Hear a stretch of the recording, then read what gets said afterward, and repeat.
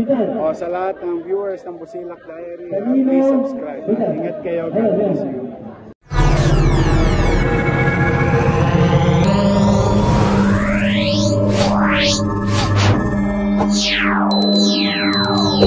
Ipakilala ang isang taong kayo-kailan ay hindi tayo iniwan sa gitna ng laban natin sa pandemya.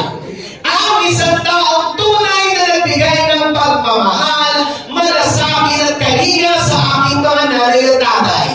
Ang batang galing sa hirap, nagsumigap. Ang batang Maynila, Yorme Isko Moreno Camaroso.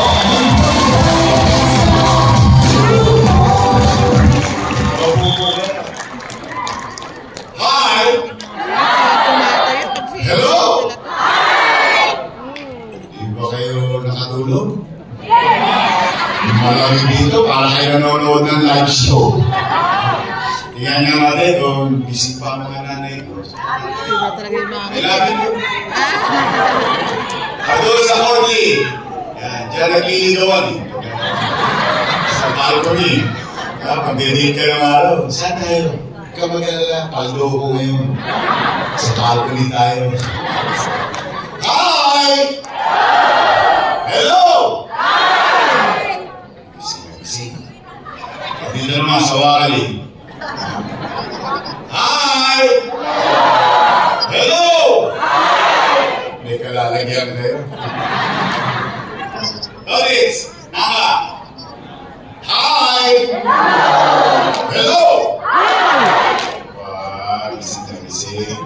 Maraming salamat mga nanay ko, mga tatay ko, mga lolo ko at lola ko sa pagtugon ninyo sa aming panyaya. Bagamat alam ko, meron kayong mga gawain sa bahay at sigurado ko maraming titilapon na kaldero mamaya. Walang mensahe. Nakapag-chismisan kayo.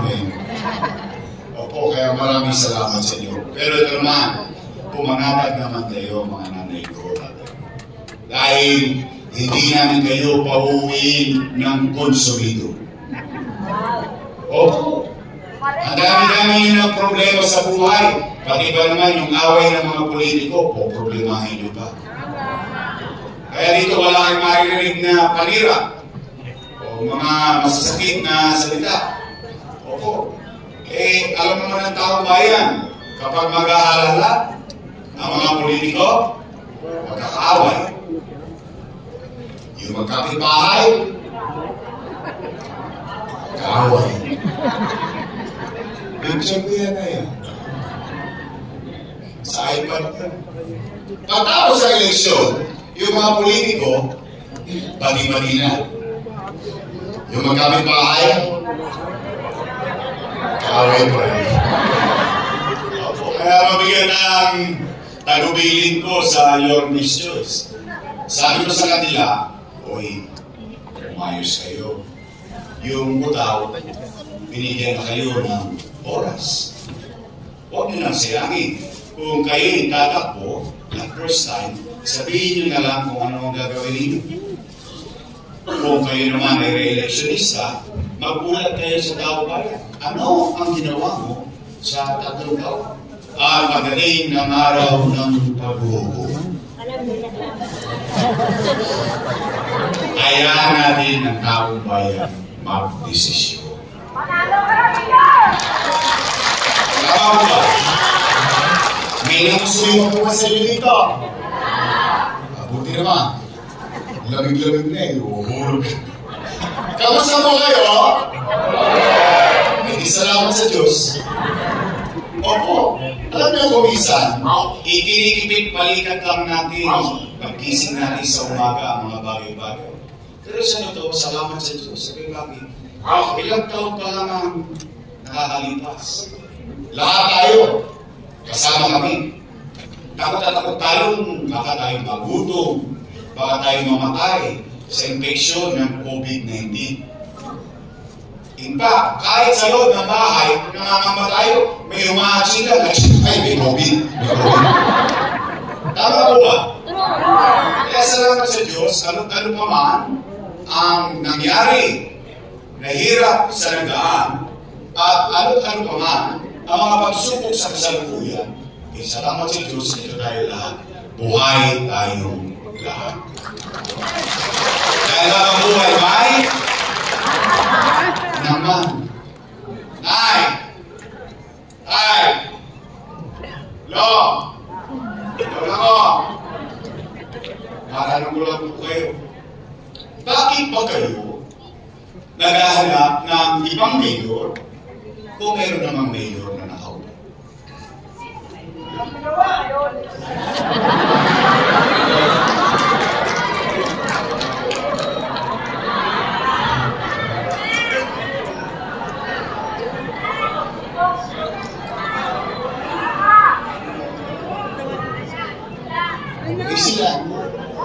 Sila.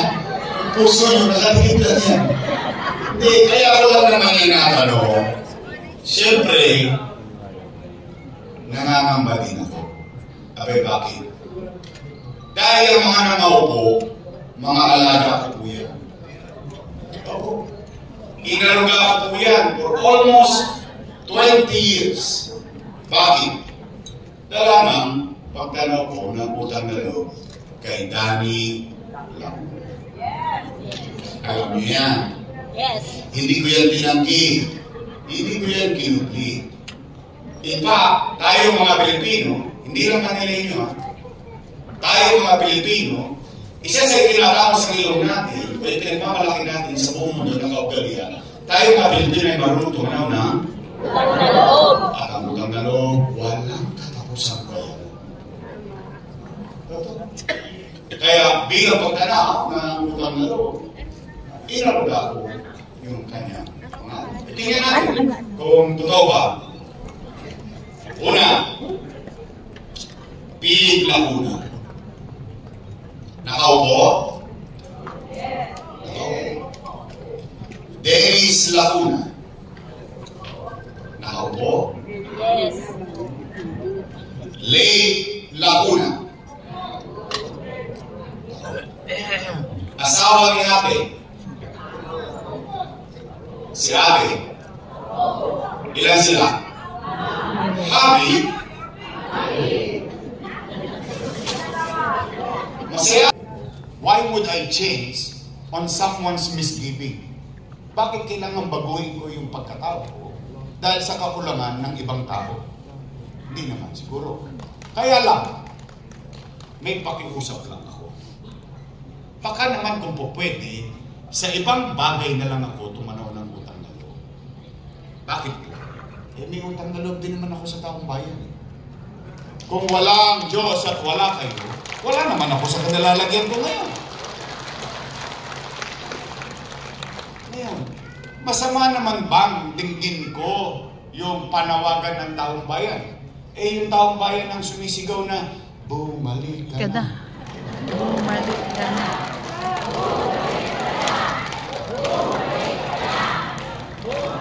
Taong bayan sumisigaw na bumalik ka na, siya sumigaw, huwag ka na bumalik!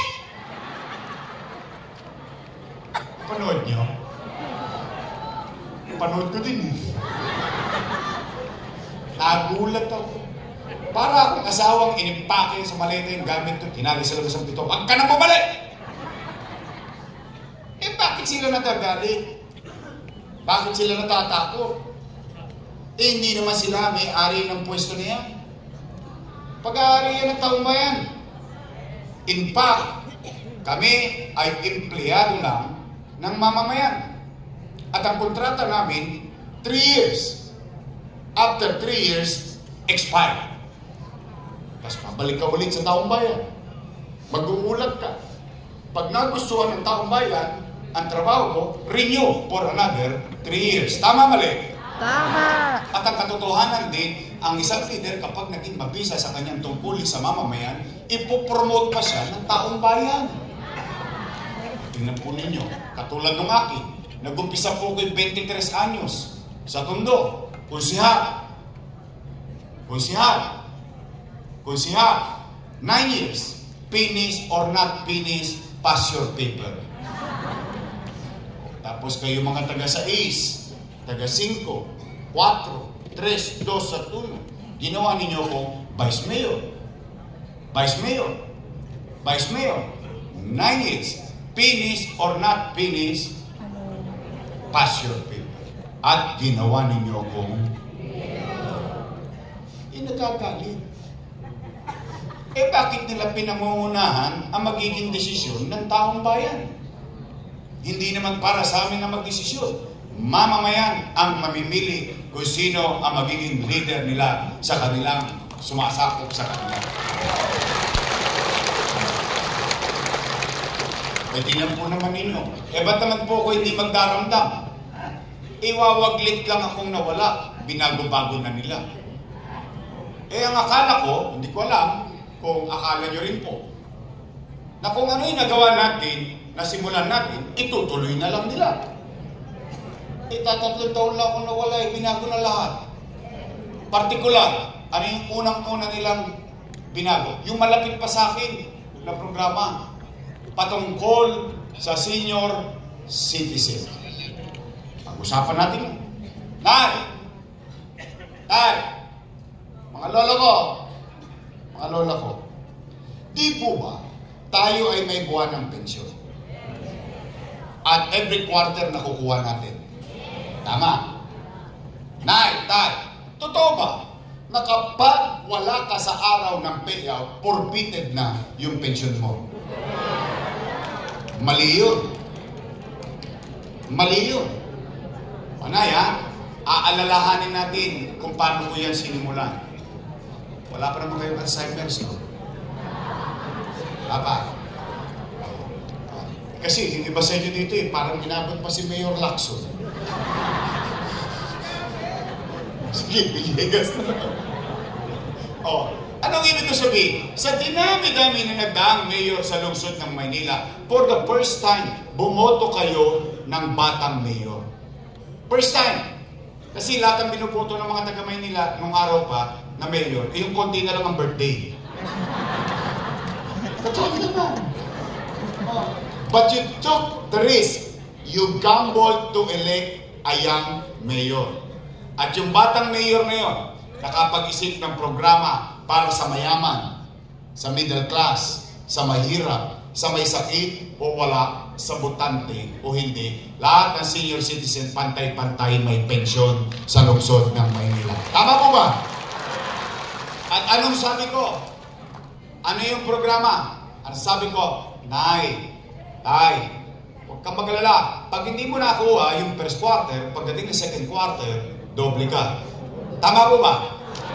Ano pa sabi ko? Nay, pag hindi mo nakuha yung first quarter, second quarter, pagdating ng third quarter, triple ka. Tama? Ano pa sabi ko? Mga lola ko, pumanatag kayo. Pag hindi mo nakuha yung Enero hanggang Nobyembre, pagdating ng Disyembre, maglulubi-lubi tayo. Lubi-lubi.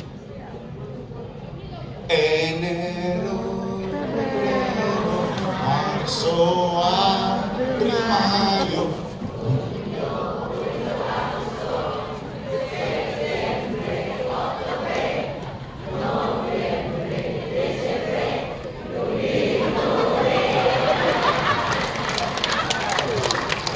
Ganado kayo Anong ibig ko sabihin? Panatag na panatag yung mga matatanda sa Maynila dahil pagdating ng Disyembre, pag hindi niya nakuha buong taon, 6 na bulig siya. Kung 2 silang matanda sa bahay, 12,000. Kung 3 na sila senior citizen sa bahay, 18,000. Wala siyang takot. Ngayon ano nangyayari? Siyempre, sa takot ng matanda, hindi naman niya alam kung anong araw ng payout. Hindi naman niya mahulaan. Tama, mali? Alam mo naman ang mga matatanda, ang lalapot ng dugo niya. Maaga yan nagigising. Pagkagising niya sa takot, saan niya pupunta? Chairman, balita. Kapanay. Sawi. Uwi. Tulog. Gising ulit sa umaga. Saan naman pupunta yan? Uy, chairman, ano na? Wala pa. Mamalas-malas mo, yung matanda, tinawagan ng apo. Lolo, namimiss ka na namin. Pasyal ka naman dito sa Cavite. Lola, namimiss ka na namin. Pasyal ka naman dito sa Bulacan. Siyempre matanda walang nagawa. Apo tumawag, nagbakasyon. 2 days after, balik ng Barrio Santa Maria. Chairman, ano na? Naku, Nay, nagkabigayan kahapon, wala ka.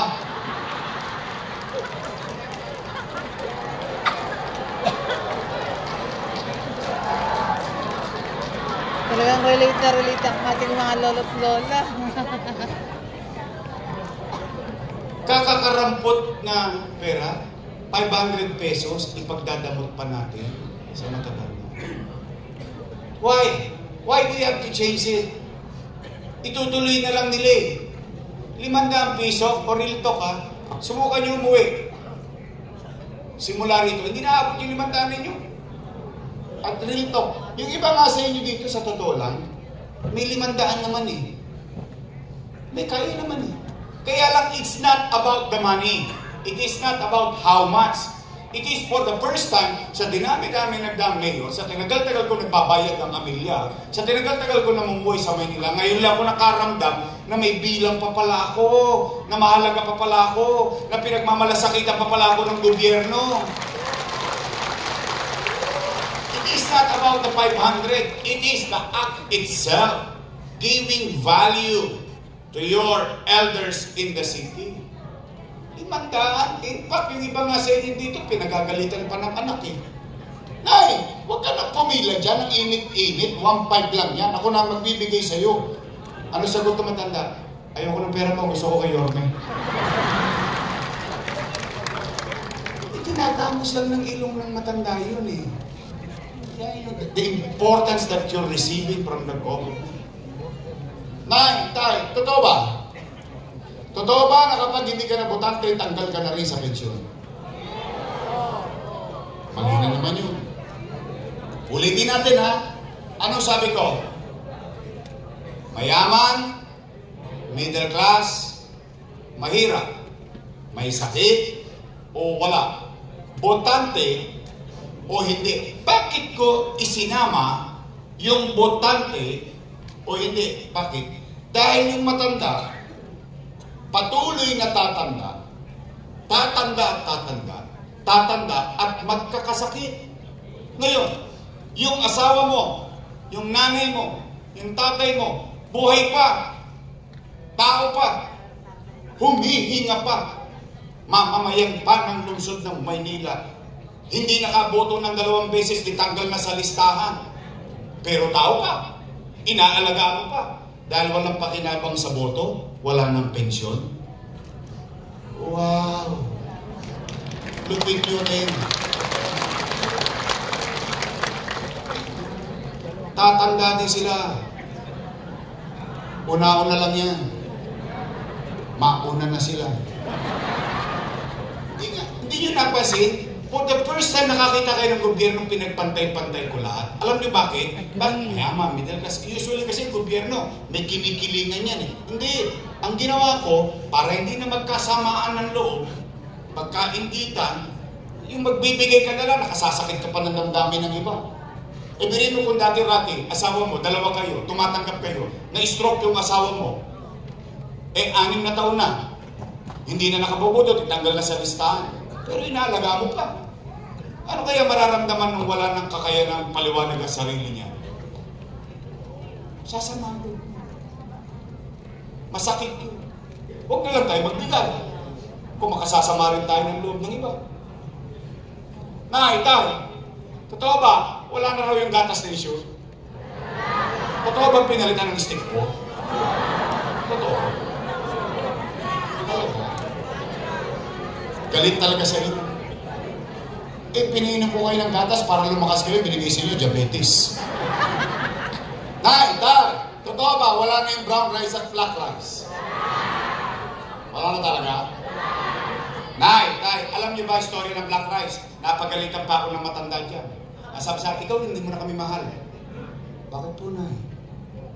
Yung binigay mo sa aming bigas, ulit ba? Maitim na, makunat pa, mahirap pang lutuin. Siyempre, hindi mo naman masisi matanda. First time nakakita ng black rice. Sabi ko, Nay, yan po ang pinakamasustansyang bigas. At pinakamahal na bigas sa buong mundo. Not only in the Philippines, but in the entire world. Yang itim eh. Sabi ko, talaga po ganun. Wala pong masustansyang masarap.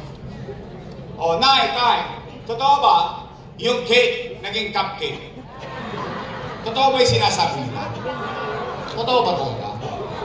At totoo rin ba for the past ilang months wala na rin nakatatanggap? Totoo ba? Kasi kahit saan kami magtanong, laging may ganon. You know, okay, Nay, Tay, mga lulot. You know what's ironic about this situation? The irony of it, nung ginagawa ko yan, kasama ko sila. Ano ibig sabihin? They know. They know why? Alam nila kung bakit. Alam nila ang pamamaraan. Alam nila yung sistema. Bakit kailangan pa nilang baguhin?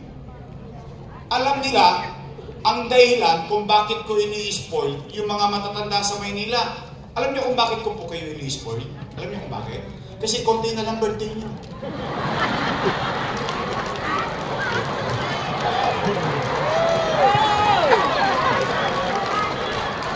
Ba't parang namumutla kayo?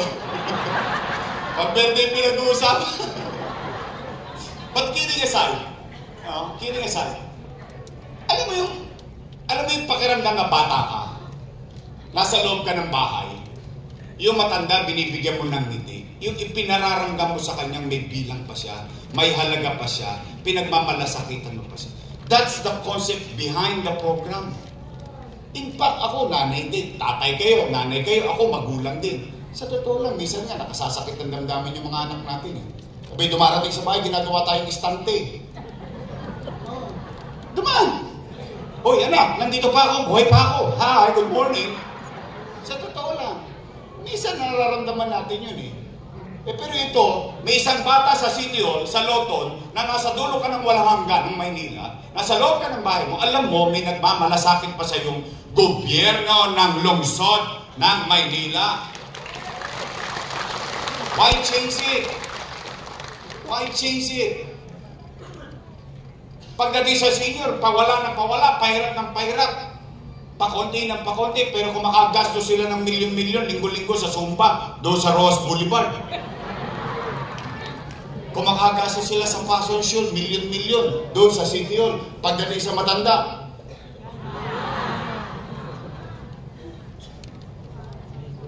Parang namumutla talaga kayo. Kumain na ba kayo? Di pa! Make sure. Hindi ba kayo kumakain? Di pa! Taas ka kamay na hindi pa kumakain. Uy! Hindi pa kayo kumakain? Huwag kayo mag-alala. Lilipas din yan. Oh! Nay! Tay! Mga lolo't lola ko! Umuwi kayo ng busog ng pag-asa. Pag-asa man lang ngayong umaga kung mabusog kayo. May awa ang Diyos. Sa tulong niya nakabalik tayo. Ibabalik ko ang lahat ng nawala sa senior citizen. Pangalawa, Nay, Tay, totoo ba na kapag magpapacheck up ka sa health center, kailangan naka-online schedule ka pa? Wow! Ano, Lourdes? It doesn't make sense. Why change it? Nay, Tay, I have to give, sabi ko sa inyo, real talk tayo, di ba? I have to give credit where it's due. Noong panahon ko, at hindi ko pwede sabihin akin lang, pati panahon ng mga sinundan ko, si Era, Alfredo Lim, Lito Atienza, Mel Lopez, Pagachin, Villegas, Lacson, lahat ng nagdaang mail. Magpasa hanggang akin.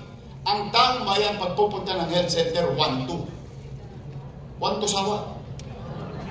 Anytime pwede ka magpakasakali, baka may metformin, may losartan, magpa-check up, and so on and so forth. Then why change it? It doesn't make sense. There is no logic about it. Bakit kailangan may rapang matanda? Ito na yan, tayo. Real talk ha. Diyan yung mararamdaman ng leader hindi niya nauunawaan ang katayuan ng kanyang nasasakupan. Why did I say that? Tingnan ninyo. Tay, online schedule. Una, anong kailangan mo sa online schedule? Cellphone. Libre ba cellphone? Tosgas ka. Pangalawa, anong kailangan mo? Loan. Libre ba loan? Tosgas ka. Pangatlo, pinakamalupit, hindi ka marunong mag-online.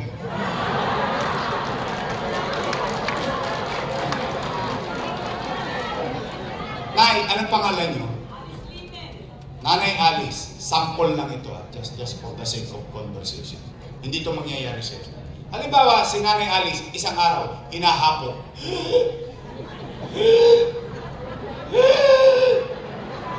Apo, dali mo nga ako sa health center, magpapacheck up ako. Ano sagot ng apo? Tumigil ka, Lola, wala kang online, ha? Ano nangyari kay Nanay Alice?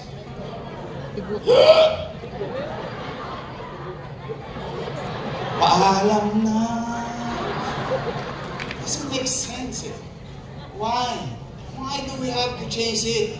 You know, I'll give you much worse and very simple problem of healthcare needs. Halimbawa, isang araw, nagdidelirio ka, para ka nagdodoble vista. Kinabahan ka ngayon, baka high blood ako. Magpapa-BP ka lang. Mag-online pa ako. Diba? Asan ang logic? O nay, ang madali ang usapan. Iawa ang Diyos. Sa tulong nyo, nakabalik tayo. Ang una kong ibabalik, yung bakuna laban sa pneumonia. Nalalayin na bakuna ko sa pneumonia. Flu. Ibabalik ko ang metformin losartan. Ibabalik ko ang vitamins iron and calcium para sa buntis. Kasi ang nagbubuntis, laging kailangan yan ng iron at calcium. Tama mali? Ibabalik ko ang vitamin C sa matanda, vitamin C sa bata. Ibabalik ko yung bakuna sa sanggol. At ibabalik ko ang mabisa, epektibo, magaang at pamilyar na sistema ng ating health center sa Manila. Pangatlo, pero kayo ang sasagot nito. Opo, hindi po pwedeng manggaling sa akin to. Bakit? Itong napapansin ko, pag ito'y sinabi ko, bias. Kalaban ako sa politika. Ngayon, kayo ang tatanungin ko. Kung yung napapansin ko, ay napapansin nyo din.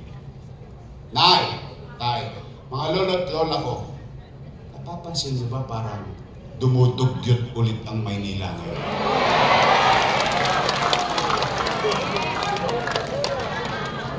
Talaga? So, pare-pareho tayo napapansin.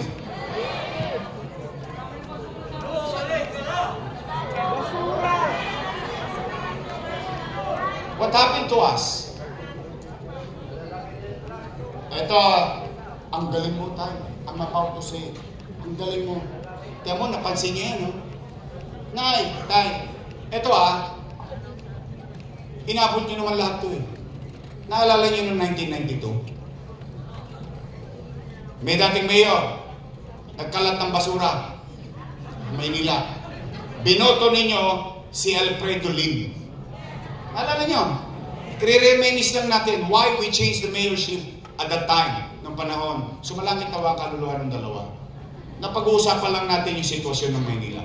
Mayor Simel Lopez, kumalat ang basura, nagalit ang tao, binoto si Alfredo Lim na isang general. Tama mali? Ano ang unang ginawa ni Mayor Lim? Naitatag ang Lionel. Naalala niyo yan? High school pa lang ako noon. 1992.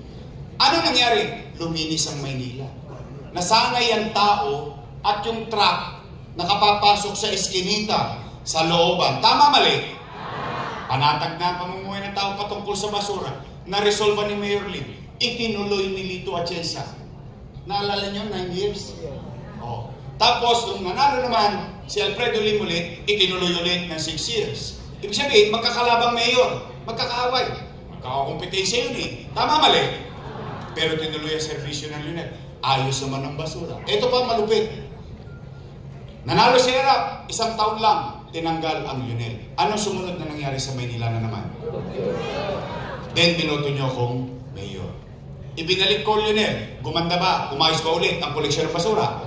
Panatag ba ulit? Yes. Oh, itong sumunod, tinuloy. Bakit ngayon, Enero, tinanggal?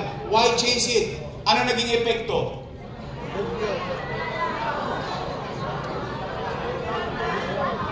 O dahil ang dahilan, malapit daw sa akin ng Lionel. Di ba nagkwenta tayo ng petsa?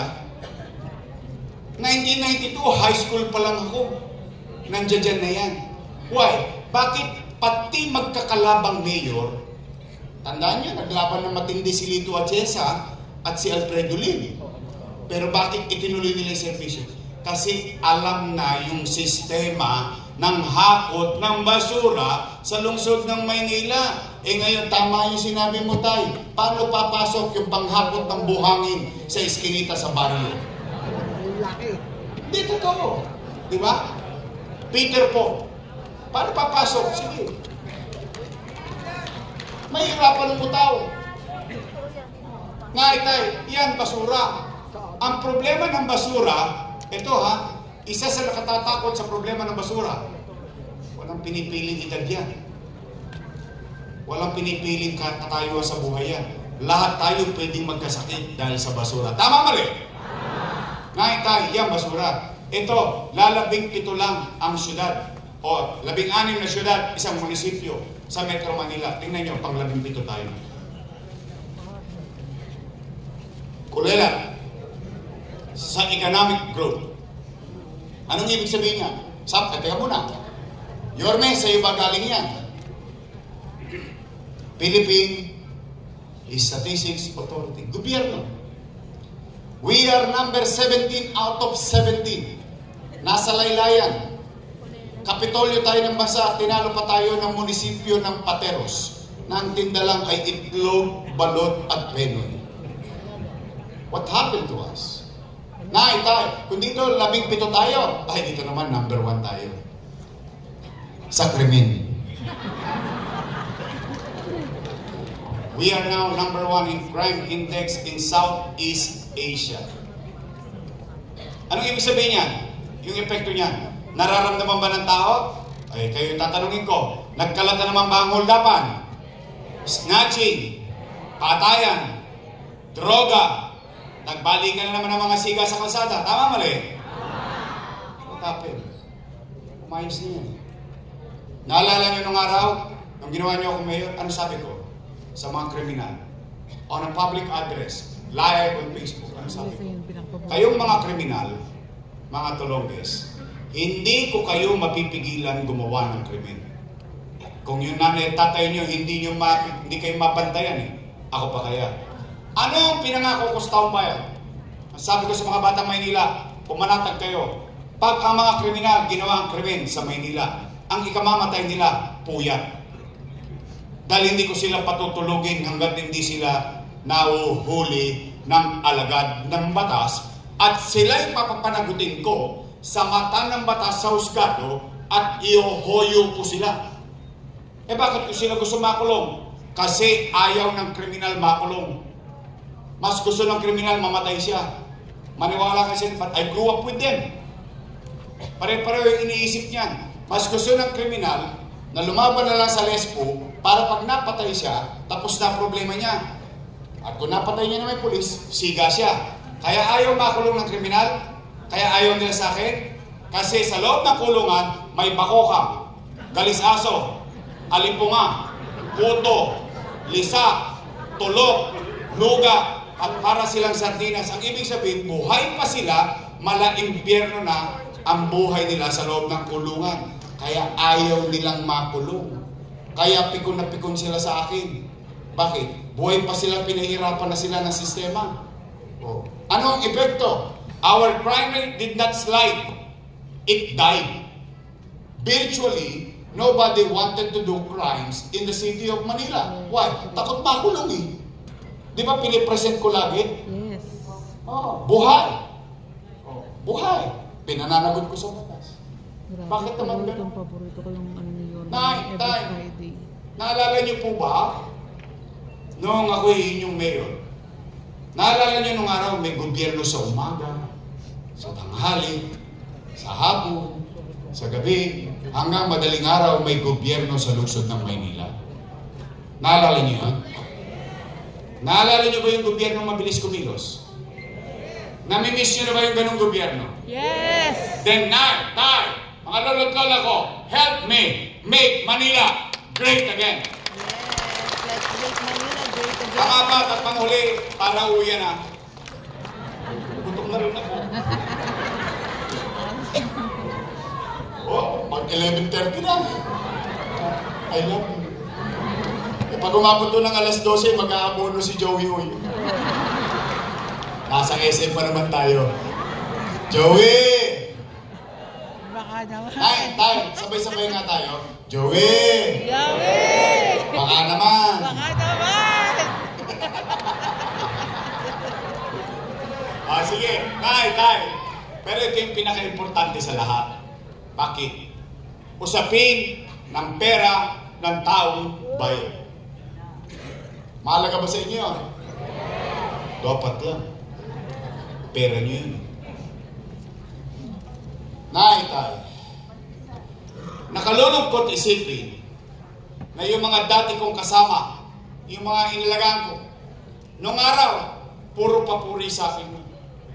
Papuri rito, papuri ro, papuri dito, papuri ro, papuri. Puro papuri.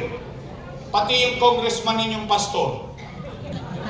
Paano ipapuri sa akin nung araw? Ang nakalulungkot dito, ngayon ako na ang pinakamasama sa mata nila. Sad to say, but that's a fact. Hindi naman ako nagbabalat sibuyas eh.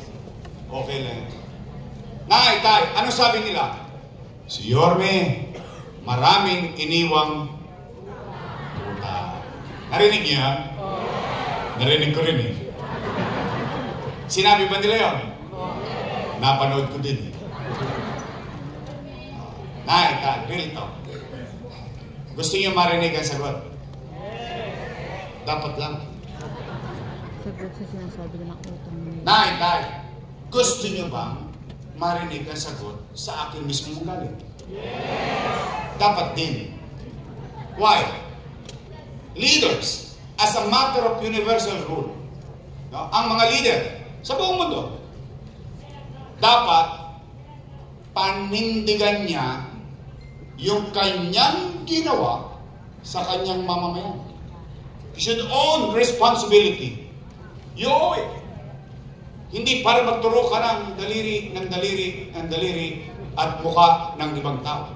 Dapat panindigan mo yung bagay na ginawa mo at maging responsable ka sa puso't isipan ng tao. Hayaan mo sila ang magsabi kung ang ginawa mo ay tama o mali. Tama po ba?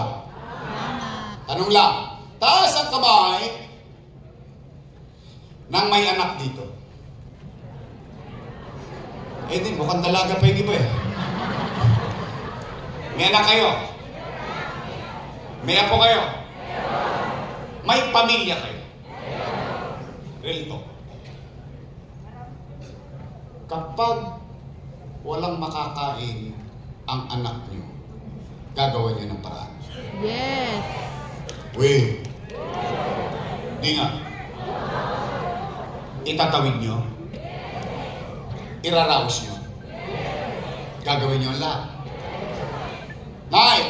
Totoo ba ang kasabihan na ang isang ina o isang ama o isang magulang, susubo mo na lang, bibigay mo pa sa anak. Totoo yun. So gagawin nyo ang lahat na makakaya nyo, maitawid lang ang pamilya nyo. Tama? Ganun din ang ginawa ko bilang ama ng 2 milyong Manileño noong panahon ng pandemya. Tay, as your mayor in 2019. Ni isang beses, wala kayong narinig sa akin, sinisi ko yung nakaraang administrasyon na walang iniwan sa aking pera. Wala. Hindi ko tinuro ang daliri ko. Anong katwiran ko? Binoto na akong mayor eh. Unang-una, hindi naman binigay sa akin ng kusa ng taong bayan yung pagiging mayor. Hiningi ko muna sa taong bayan at ibinigay ng taong bayan. Hiningi mo mag-mayor eh. Nung nag-mayor ka na, puro ka reklamo rito, reklamo ron, turo ka rito, turo ka. Hindi. I did not. What? What I did? First day, anong ginawa ko? Hinilamusan ko Maynila. Lahat ng bangil at libag. Hakot ng basura rito, hakot ng basura ron. Bakit? Every yung paglabas ko sa opisina ko, nakaapak ako ng tae. It may sound metaphor, but it is literally happened. Nakaapak ako ng tae. And I told City Hall, how can we govern? How can we inspire people? And ask the people of Manila, uy, linisin mo yung tapat ng bahay mo. Tulungan mo kami mag-ayos. Kung dito mismo sa bakuran natin, may HS eh. And that happened. The change happened. Every single day.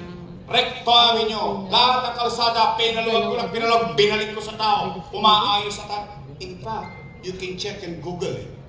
Yung ginagawa sa Maynila became a national policy through the ILG memorandum. Yung ginagawa sa Maynila, pinagagawa sa buong Pilipinas. Tinutularan na tayo. Umangat na tayo. Anong sunod kong ginawa? Kinausap ko mga negosyante. American Chambers of Commerce, Filipino Chinese Chamber of Commerce, lahat ng chamber, lahat ng commerce kinausap. Ano sabi ko? Patawarin nyo na Maynila.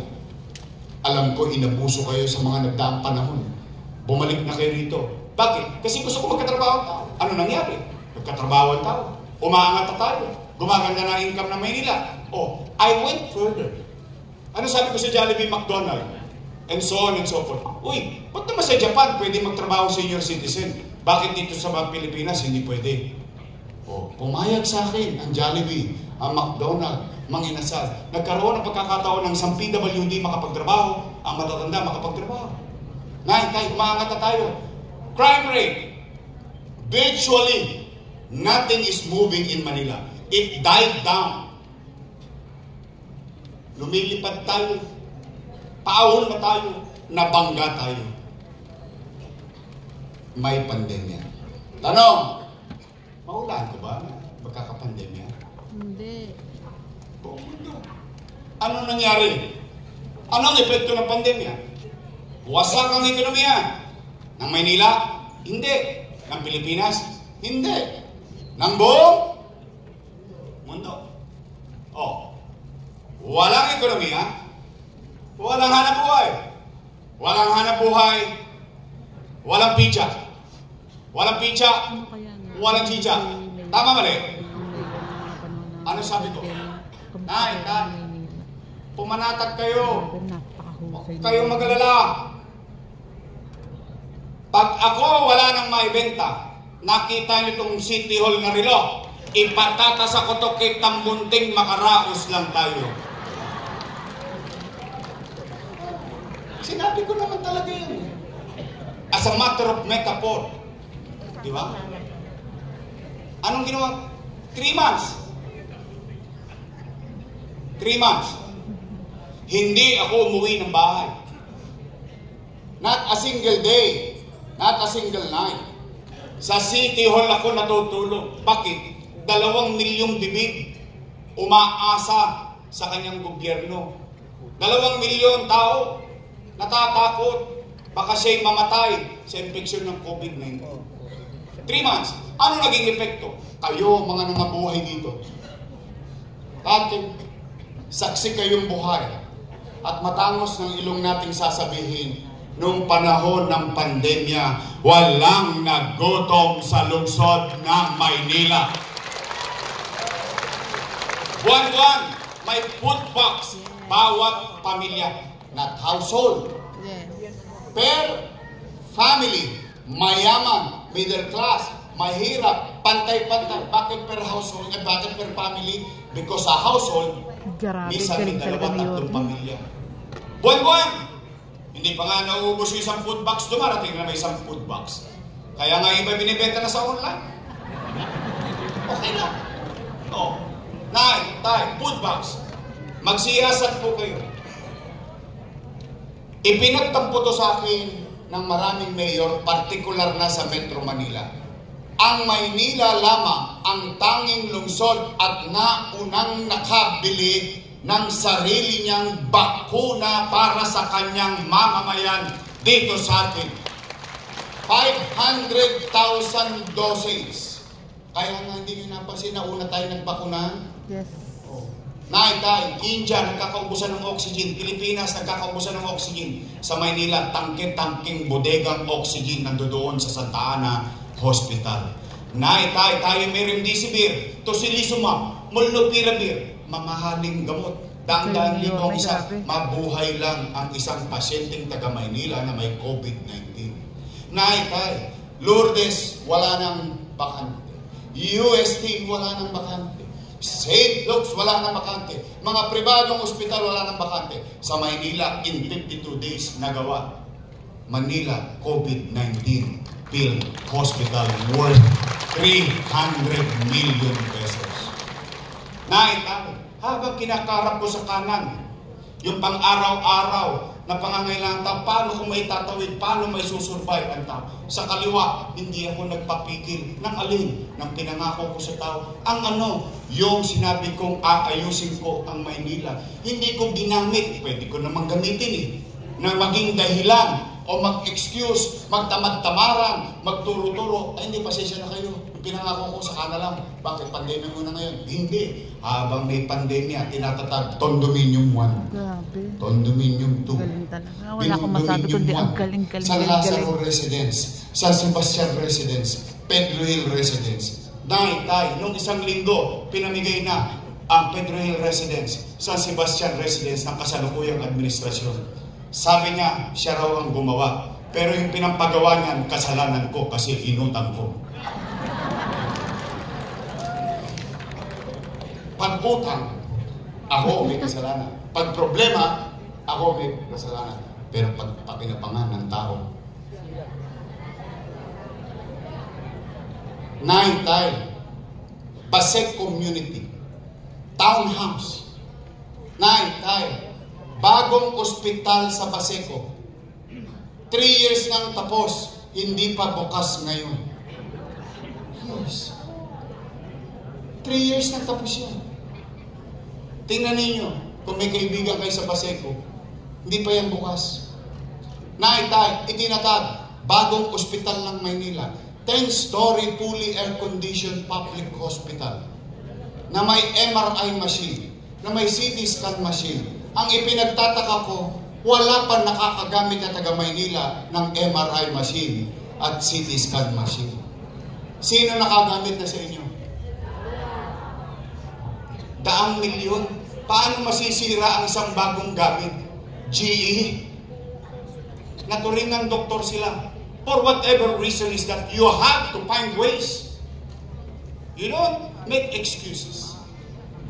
Tay, tanong, Yorme, saan mo kinuha yung pera niyan? Ano, may protocol din to? Yorme, kanino ka ba nangutang? Sa gobyerno. Ha? Tama yung reaction mo na yun. Tama yun. Makukonfuse ka talaga eh. Bakit? Amerika nangutang, Pilipinas nangutang, Maynila nangutang sa Pilipinas, sa gobyerno. Opo, tanong, sino may-ari ng land bank? Gobyerno. Sino may-ari ng DBP? Gobyerno. Okay. Mga lolo't-lola ko dyan sa itaas. Imumuestra ko para mas madali natin maunawaan. Itong ulo ko, hanggang pa. Yan ang buong gobyerno. May 2 bulsa. Isa sa wakali, isa sa nangka. Sa kaliwa, ano nakalagay? Ano nakapaloob? National Government Financial Institution. Ano na sa loob? Land Bank of the Philippines, Development Bank of the Philippines, siksik-liglig gumapaw pa. Sa kanan, Gobyerno ng Maynila, City Government of Manila. Nga, Alaos. Ano ang ginawa ng ama ng Maynila? Lumukot sa kaliwa, ilipat sa kanan para makaraos ang batang Maynila. Tay, tanong, sino nagpalitan ng pera? National government, local government. Sino nakinabang sa pera? Yun daw ay mali. Mali daw yun. Mali daw yun. O sige, sakyan natin yung sinasabi niya. Mali? Kung yun po'y mali, edi mali din sila. Bakit? Kasama ko silang gumawa nun eh. Tama ba? Sino ba ang Vice Mayor ko nun? Ay, yung anak ng congressman, konsyal ba yun? Konsyal siya. Mali pali. Ba't yung inaprubahan? Masama pali. Ba't yung inaprubahan? Pero, noong natutuwa ang tao sa kasagsagan ng kadiliman ng buhay ng tao, patulong-tulong pa sila sa pag-abot ng food box. Tama, mali. Ngayon, ako'y masama na. Ngayon, mali na. 2022 pa ako wala dyan. Bakit ngayon lang naalala na may utang tayo? Ha? O ngayon naman, ito masasabi ko po sa inyo. Kung ako'y mali, ito po ako. Ipako niyo po ako sa krus. Pero, isa lang ang masasabi ko. Kahit sa sulok ng District 6, makapaglalakad ako ng mag-isa, matamos ang ilong ko. Isa lang ang masasabi ko. Ito tayo ngayon. Magkakasama tayo. Nakaraos tayo. Buhay tayong lahat.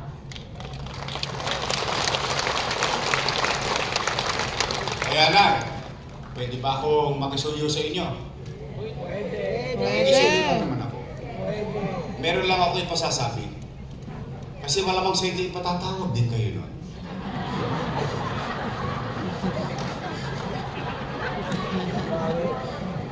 Lamnadis.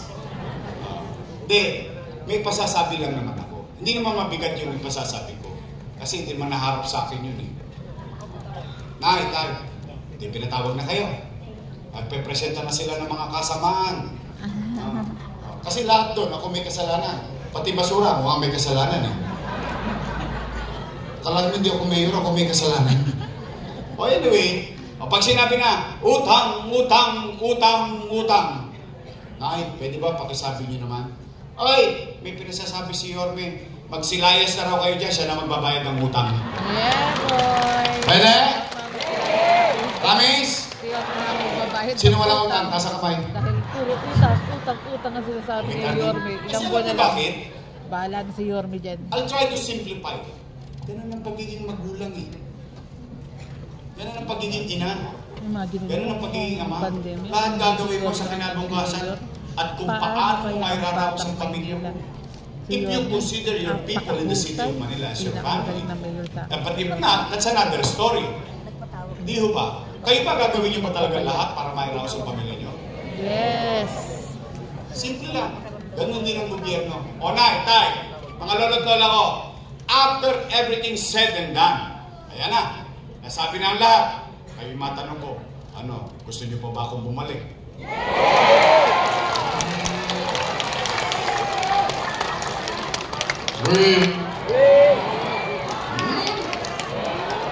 Parang sinacharot-charot nyo lang ako. Di nga. Gusto niyo ako bumalik? Taas nga kamay na gusto ako bumalik? Promise? Promise! Thanks, man! Thanks, man! Matay na sila? Ayoko kayo madisgrasya, kayo mausap ko eh. Joke lang. O sige, tay. Babalik tayo. Yes! Ngayon, Meron lang tayong pagkakasunduan muna. Kasi ako lagi ako nakikipagkwentas klaro sa tao. Ano obligasyon mo, ano obligasyon ko, gampanan mo, gampanan ko. Kung magagaling naman talaga relasyon ng gobyerno at pamayanan. Nakitay, meron lang ako isang request. Itong request na to kailangan ko at kailangan yung gawin. Bakit? Itong request ko na to, isa lang, yung ibang problema, huwag na kayo mag-alala. Kasi ang pakiramdam ko, hindi pa ito factual ha, hindi pa ito factual. Ang pakiramdam ko lang based on my 27 years in experience, mukhang wasak na yung gobyerno ng Maynila. Pakiramdam ko lang. Assessment ang tawag doon. Bakit ko na-assess ng ganun? Eh kung yung basura nga, hindi nyo mahapot, gobyerno pa. May sense? Pero pumanatag naman kayo. Nagawa ko nga dati, hindi kaya ko ulit gawin ulit. Tama ba? Tama! Magaling tayo ulit. Ngayon, may sikreto lang yon. May formula yon. Kailangan ko ng kasama. Kailangan ko ng kasama. Kasi I'm just trying to be honest, or what you call sa madalit salita, kwentas klaras ba? Pwede ba ako mag-request isa? Pwede straight? You are my choice ng gusto ko Hoy! Magsipag-ingat kayo na sagot. Baka mamaya, politiko din kayo.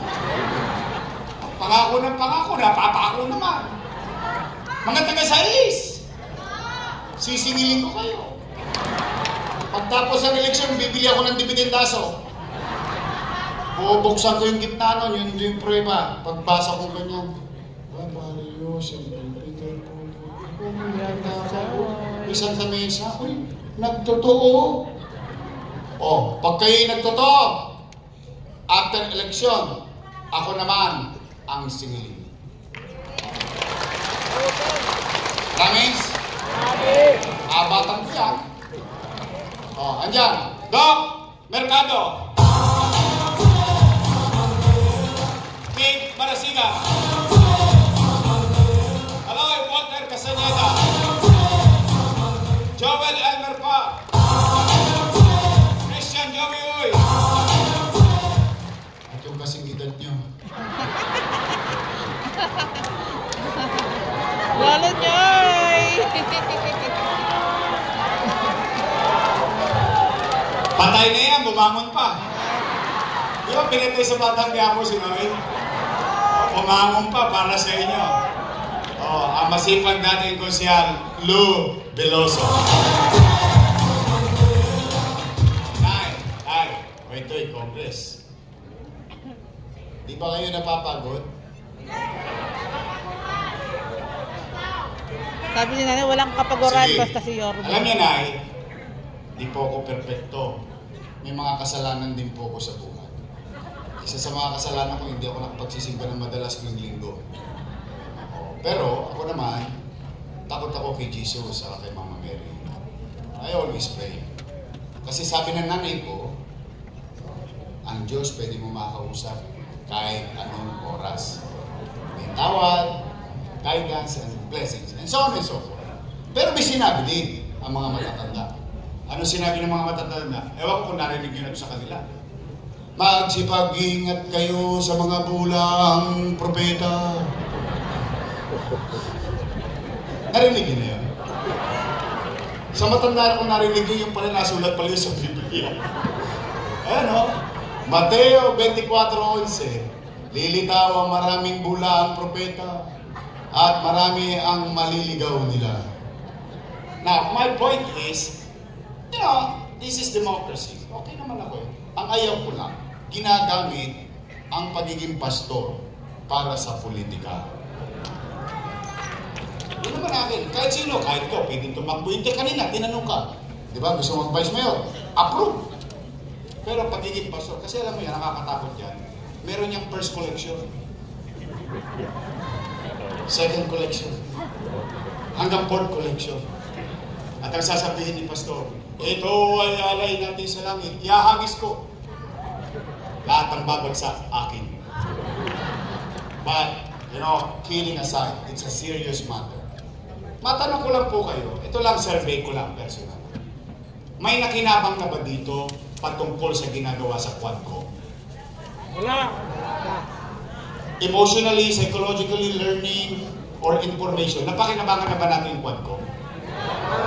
Alam ko may pinapako sila sa Cruzon kasi kalaban nila sa politika. Tama, mali?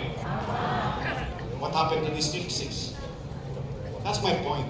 Because when you represent the people in your respective district, ang galingan mo, paano ka makakakuha ng resources, dadalhin mo sa locality para i-develop ang iyong nasasakupan. Tama, mali? Tama. Nandiyan na yan. Pwede ba makisuyo? Pagpahingayin na natin si Pastor para makapag-focus na siya sa mga salita niya. Pwede? Pwede? Joby! Huwag kalimutan, Servicio Ay, Negosyo. yung vice mayor ko may asim pa. Mukha lang po yan 19. Naintindihan nyo na yun. Aquarents na po yan. Siya po ay graduate ng LaSalle Political Science. I would assume she knows the parliamentary procedure. Being a presiding officer of the Sangguniang Panglusod. Because that's how you study it. Parang ako, nung binoto ninyo ako, high school finish. Kahit pa paano naman, naunawaan ko ng kaunti. Ganun din po siya. Siya graduate ng LaSalle. Wow, big time. Kaya lang hindi siya pwedeng manalo sa akin. Bakit? Ako yung graduate ng Ateneo. Ako din ni Lasal Dula. Ateneo ni Tondo. Magaling ang kanyang training sa kanyang ama bilang vice mayor. So, she understands the Robert Rules of Order and so on and so on. I think magiging magaling din na vice mayor and presiding officer of the city council, Chief Atienza.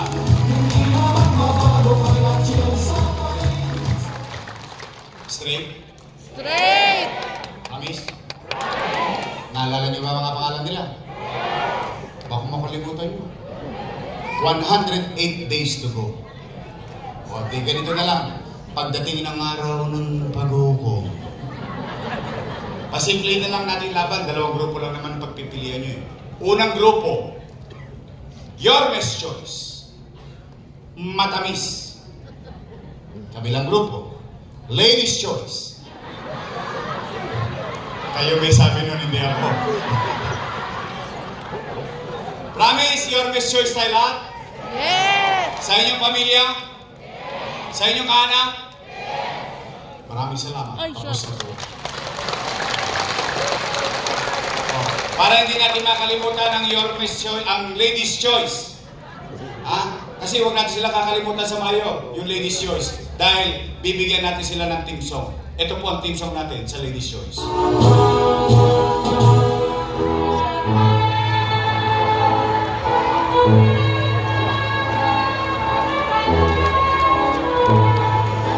Pag-graduating na natin lahat yun. Yormes Choice, straight! Straight! O, nakonsumi ba kayo? Mag-iingat kayo sa pag-uwi. I love you. Maraming salamat mga nanay ko, tatay ko, lolo't lola ko.